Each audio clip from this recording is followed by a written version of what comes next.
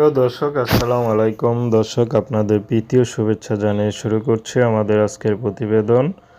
তো দর্শক আজকে আমরা এক অসহায় মেয়ের গল্প তুলে ধরব, যার নাম হচ্ছে উপমা। উপমার বিয়ে শাদী হয়নি। উপমা থাকে তার বোনের কাছে।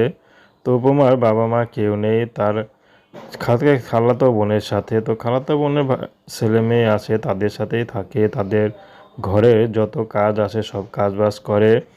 তো উপমার খালাতো বোনের স্বামী একটি গার্মেন্টস ফ্যাক্টরিতে কাজ করে, উপমাও কাজ করে।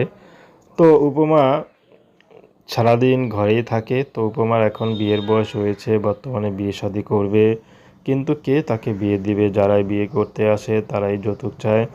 তো উপমা এখন ইউটিউবে এসেছে, যদি ভালো একটা জীবনসঙ্গী পায় তাহলে বিয়ে শাদী করবে, সে মানুষটি যেমনই হোক, তাতে কোনো সমস্যা নেই।